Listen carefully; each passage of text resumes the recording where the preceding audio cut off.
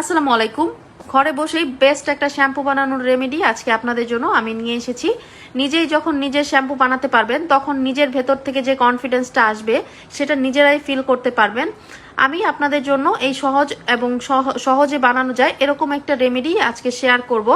এর জন্য আমাদের খুব বেশি হাবিজাবি উপকরণ লাগবে না বা খুব বেশি উপকরণ পেঁচানো হবে না। আমি খুব মোস্ট পাওয়ারফুল কিছু ইনগ্রিডিয়েন্টস দিয়েই আজকের এই শ্যাম্পুটা বানাবো।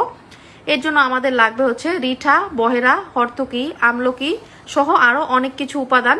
এগুলো আমাদের শ্যাম্পু কম্বোতে আপনারা পেয়ে যাচ্ছেন। যারা শ্যাম্পু কম্বোটা নেবেন না বা নিতে চান না তারা কাইন্ডলি আমাকে ইনবক্স করলে আমি আপনাদের লিস্ট দিয়ে দিব যে এটা বানানোর জন্য কি কি লাগবে।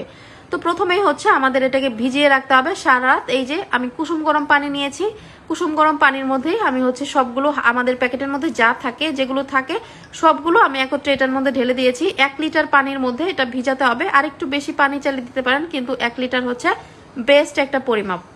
তো এটা দেওয়ার পর সারা রাত আমি ভিজায় রাখবো। ভিজিয়ে রেখে সকালবেলা এটাকে চুলায় দিয়ে দিতে হবে। চুলায় দিয়ে এটাকে একদম লো হিটে 1 ঘন্টার মতো জাল করে নিতে হবে। 1 ঘন্টা পর এটাকে হাত দিয়ে কষলে নিতে হবে। তবে কষলানোর আগে অবশ্যই হাতে পলিথিন বা গ্লোভস পরে নিতে হবে, কারণ এটার মধ্যে অনেক কিছু আছে যেটা আমাদের হাতটা কালো হয়ে যেতে পারে, যেমন আমলকি।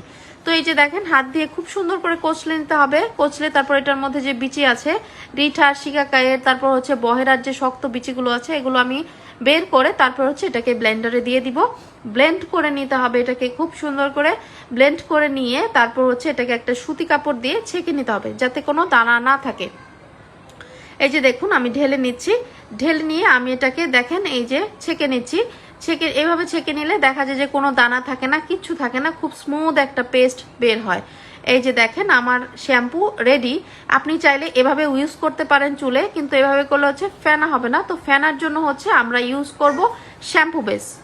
কিন্তু তার আগে আমি আরেকটা মিশ্রণ বানিয়ে নিব। এর মধ্যে আমি দিয়েছি গ্লিসারিন আর প্যাকেটের মধ্যে আমাদের থাকবে কিছু পাউডার।